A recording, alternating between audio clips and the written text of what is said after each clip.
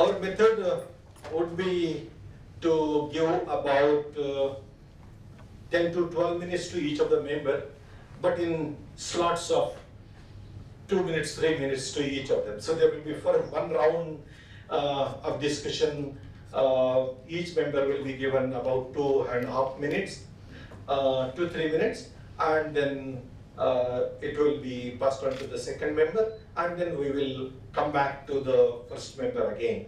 And depending on the time available for us, we will keep the discussion happening.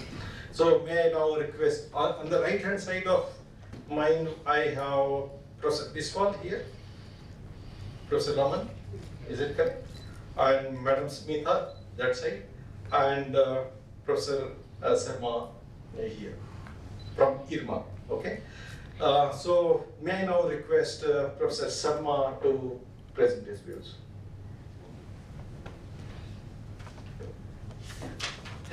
Thank you. Thanks a lot for joining us here. Yeah, I think in terms of accreditation and ranking, I think it goes without saying that this is an assessment of quality.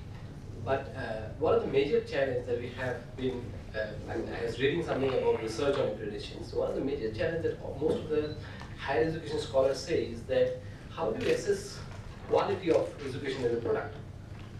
Right, so that's one of these issues. And the other challenge that I would like to also raise on this issue is this, that the viewpoint of students. Are these students in the process of education, are they to be considered as a customer, or they are co-producer of the education process? So I think these kind of complications makes this whole process of accreditation very complex. And it's always very difficult to come up with a system of measuring the quality. And I'm sure that all of us who has been working on this, and the ranking agency, who are the committees who has given recommendation, surely appreciate this process. And they also understand the complications of the process of creating a parameter that can justify the quality of education.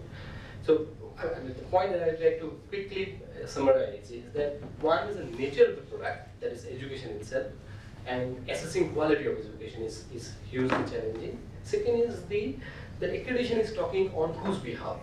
Is accreditation is talking on the behalf of the institute, or is accreditation is talking on behalf of the students? So I think it's not about either and all, it has to speak for everyone's behalf. But then in that process, a lot of issue comes up in terms of perceptions of perception-based survey, right? So in that perception-based survey, a lot of weightage or weightage has been also given to the stakeholders. So in a sense, this also is appreciative of the fact that educational institutions are not working in vacuum. So there are multiple stakeholders who are the direct stakeholder, and the whole idea of reputation as a capital, in that, and that accreditation recognizing reputation as a capital is also, I think, it's actually complex in terms of measuring it, but at the same time it is important to measure.